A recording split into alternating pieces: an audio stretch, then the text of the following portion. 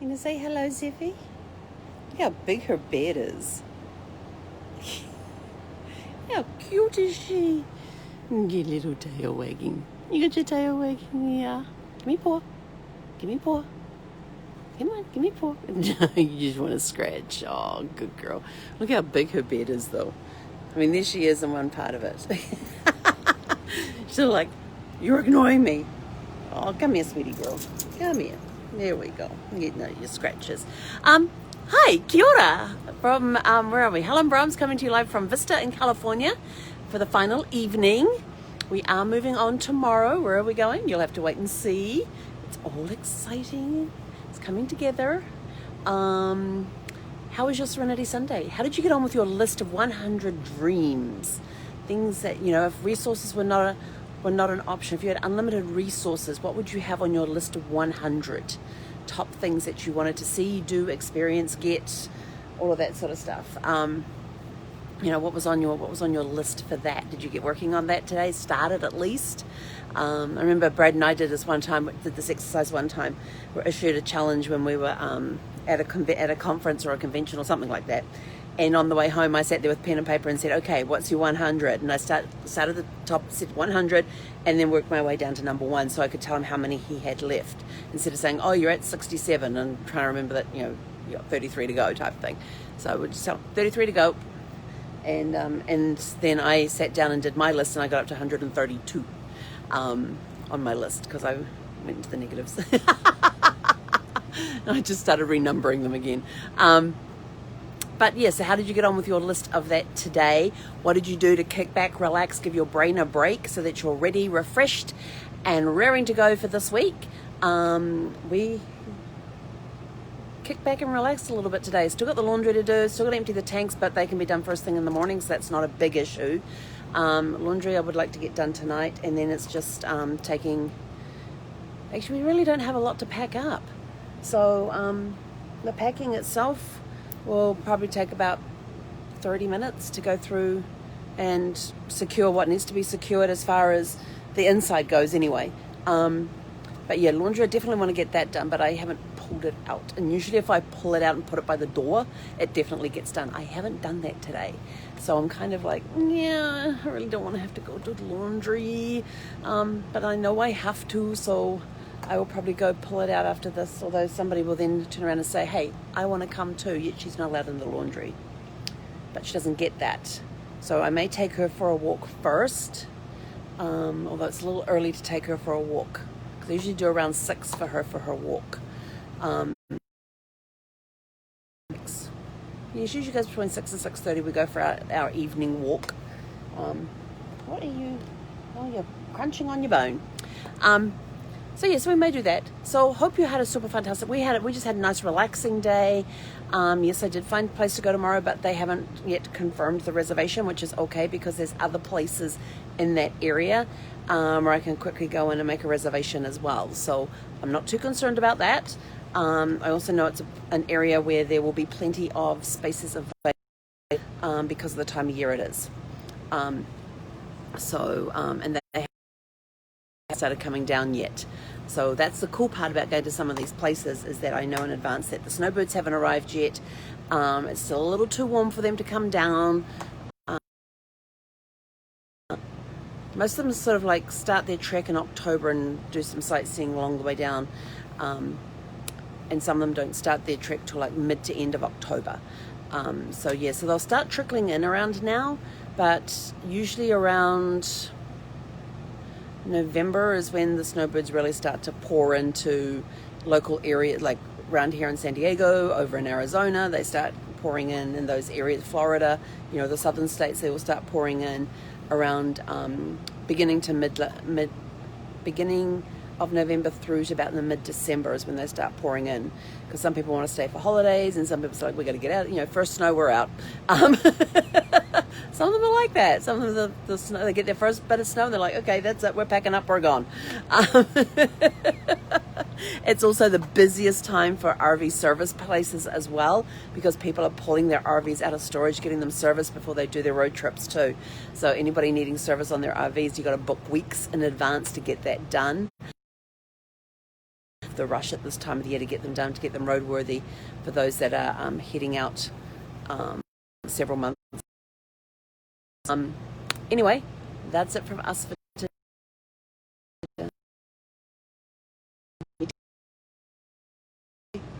It's either that, do it at some other here. So it's like, I think it's $1.50 to wash and $1 to dry. So it's very inexpensive here. Not like some campground, yeah, necessarily that I don't out of the market due to, they turn around and say it's their that the reason they can charge those prices is their location. And I'm sort of like, I've been in places with better locations, a lot more amenities than what they offer, and much nicer resorts, and it's cost me less than half of what they charge for a nightly rate in the areas that I want to fit in. And there's one area there, they have problems with homeless people in that area. It's not a gated community, so I've stayed in gated community ones where we've had to punch codes in to get through the gates. They've had security guards on at night, again, for less than half what this one charges for the night for where I want to be in the park, because one part of their park is up high. The down low one is very dark. There's not a lot of street lighting out there, down there, so it's very dark and it's kind of scary. I actually walked around there one time with Zephy. We went for a walk while the washing machines were going, and it was pretty scary down there. I mean, I had a flashlight and everything, reflectorized vest on, and it was scary. I've never felt that unsafe in a campground before. Whereas if you go up top, where the sites are bigger, wider, the concrete pad's about the same as what's down below, but they have more space between the RV parks, so you're not sort of like feel like you're on top of each other. Plus their roads are wider up the top, but there's no amenities up top. If you want to use the restroom, the swimming pool, or the there's a access to a park that it backs onto. The problem is that people will give out the access code to all sorts of people, and that same access code will get them into the bathrooms, into the laundry, into the swimming pool, that sort of thing. So it's sort of like, really? Somebody says, I'm in the park and I need to know the code to get in. And I'm going, I'm sorry, I don't know what in the park, or something like that, so that they don't know. And then I wait for them to wander off where they can't see me, and then I slip through the gate. But I always make sure.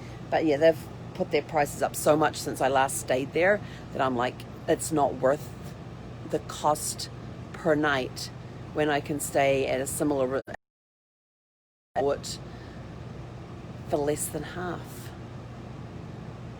And they turn around and say, but it's because of the location we're in. Your location might be handy to the freeways, but that's about it. And I said to them one time, I said, you guys have put your prices up. And they go, you were putting our prices up. And then one of the long-term residents and I figured out why. They had some people that have been in that park, that have been permanent residents in that park for like 5 or 6 years or longer, or anywhere from 1 to 5 years have been in that park. They wanted to get rid of them, so they were jacking up their basically force them out of the park. And then they were keeping the prices high to discourage people from coming in. Then they're putting restrictions on there, like if you're there for an X number of nights, you have to leave for, I think they're making it one, and you can't go back to the same site. You actually have to take your whole rig off the site, completely empty the site and everything, and you may not get that same site back. It's very interesting just watching things around and seeing how things are going, and they don't realize that. They probably don't think that they don't know what we're doing. Residents talk while you get to know the people. Now, because I was travels and stuff, and I would get back and see the same people there and park in the areas where these were, and some of them were military, and get talking. And we had a new manager in there and all of this sort of stuff, and I said, I bet they're doing that to get rid of people. They go, what do you mean? I said, they don't want the long-termers here anymore. They want short-termers. They can make more money that way. I said, their prices have gone up. I'm not staying here anymore. So they saw me was January, I think. February. Where did I leave from? Might have been from there. It's either January or February of this year. So I haven't been back for 7 months. Didn't even, I went out of curiosity to see what their prices were, and in the parking, in the area that I like to park in that park, it's over $100 a night. And I'm just like, absolutely not. It's not worth that. The most I paid when I was on the road for a campground, there was one where we paid $70 a night. But man, that place was gorgeous. I happily forked out, you know, the $140, but most of the places $50 a night.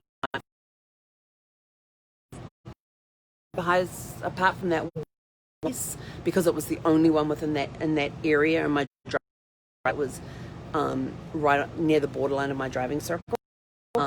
Because I have a radius thing on the app that I use that shows me all the campgrounds within. And yes, there's been times I've gone over that border, but that border there was nothing for like 100 miles in either direction. And I was like, damn. And so I stayed at that park, and it was like $70 a night. But it was up there. Whereas all the other parks I had stayed in up until that point, and like $40 to $50 a night. So, and then this one wanted $100, and it didn't even come with the parks that we stayed in.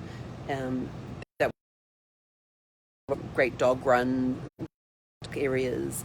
I stayed at one. It cost me $40 a night. My site was massive. It was 120 feet long. I have a 32-foot RV.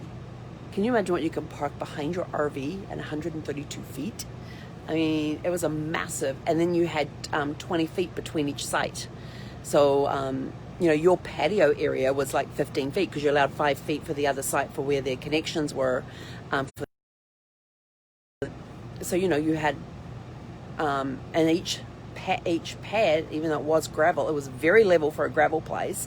It was very level. It was, the actual pad where you parked the RV was 20 feet wide. Then you had 20 feet between the edge of your pad and the next pad over. So these were big open spaces. Other ones I've stayed in were 70 feet by 45 feet.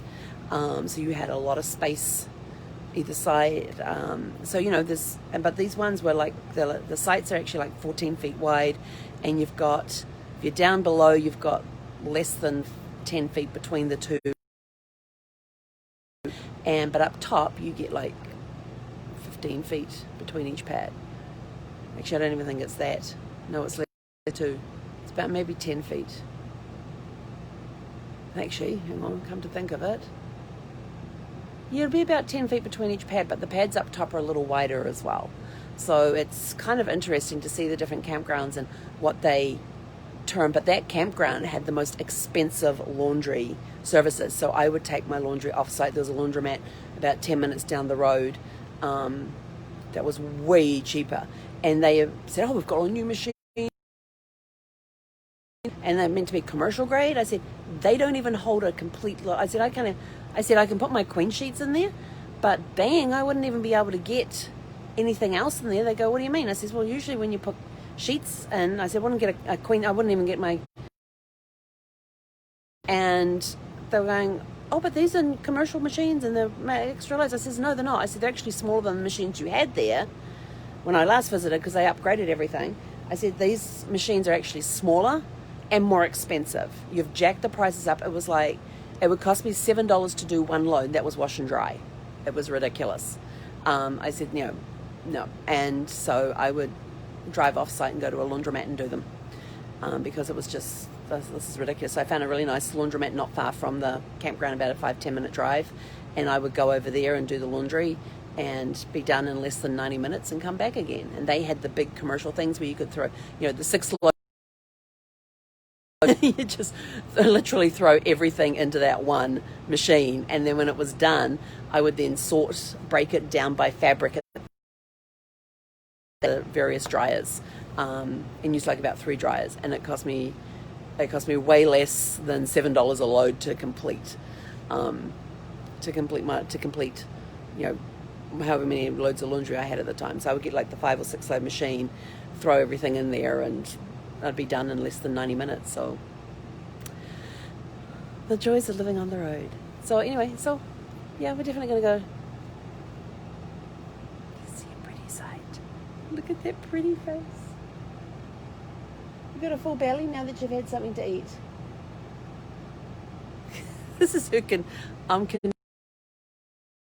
Look at that pretty dog.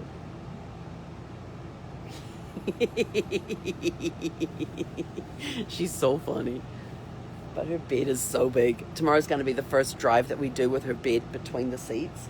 Her bed will not, the way her bed is now that way, we're going to have to turn it 90 degrees to fit it down here on the floor between the two seats here, because it will not, when the slide comes in, that will not fit lengthwise. But the width, how big this bed is, the width of the bed is the same as the length of the old bed that yeah, so go figure. So the length, so the width of that bed is the same of her old bed. So yeah, so I know that the length of her bed fits between the two seats, so the width of that will fit between the two seats here, which will give her, I think, a much cushier drive. She may not be able to put her head up on the engine bump, but I think she'll have a much more comfortable drive. But we'll see. Tomorrow will be the test of that one. I still have the old bed. It's currently sitting on top of her crate with some boxes that I've got to break down to take to trash. And so if need be, I can easily put that one on the bed in the bedroom and throw her old one down on the floor, depending on how she does. So we'll see. Test for her tomorrow. We'll see how she likes it. On and everything else. So that's it for me for Serenity Sunday.